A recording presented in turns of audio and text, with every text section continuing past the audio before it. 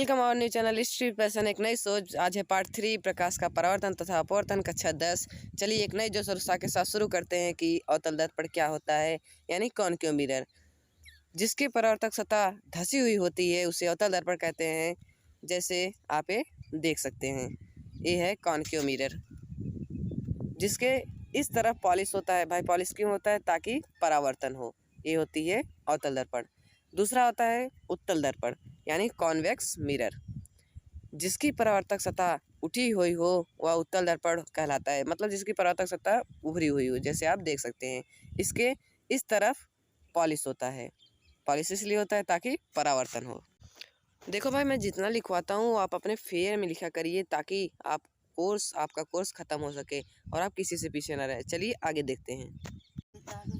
यानी गोली दर्पण यानी स्फेरिकल मिरर। गोली दर्पण वह दर्पण है जिसकी परावर्तक सतह कांच के खोखले गोले का भाग होता है। जैसे ये कोई गोला हुआ, हमने ड्रा कर लिया, फिर इसको बीच में से काटे तो ये दो अर्ध गोला हमें प्राप्त हुआ, जो उत्तल दर्पण तथा अवतल दर्पण यानी कॉनकेव मिरर और कॉन्वेक्स मिरर है।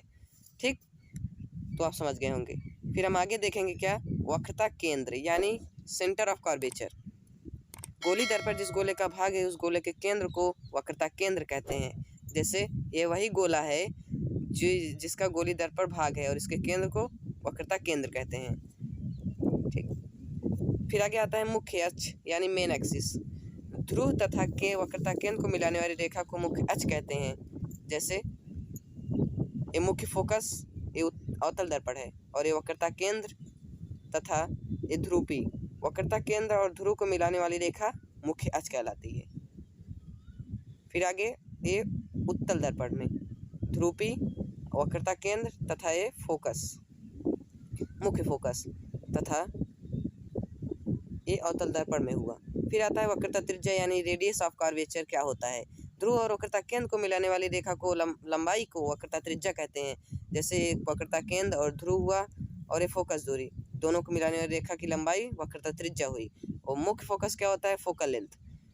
फोकल लेंथ मुख्य अक्ष के समांतर आने वाले प्रकाश की किरणें परावर्तन या अपवर्तन के बाद जिस बिंदु से होकर जाती हैं उसे मुख्य फोकस कहते हैं। जैसे वक्र अनंत पर कोई वस्तु आई तथा इसका परावर्तन हुआ और परावर्तन होने के बाद जब ये पीछे मिली, कहाँ मिली? मुख्य फोकस पे। अनंत पर कोई वस्तु हो तो फोकस पे मिलती है परावर्तन के बाद।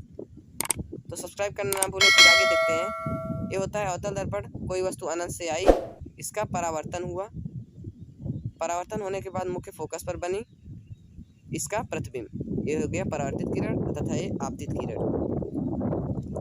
और अभिलंब जो होता है इसका, ये सी से होकर जाता है, ये होता है इसका अभिलंब।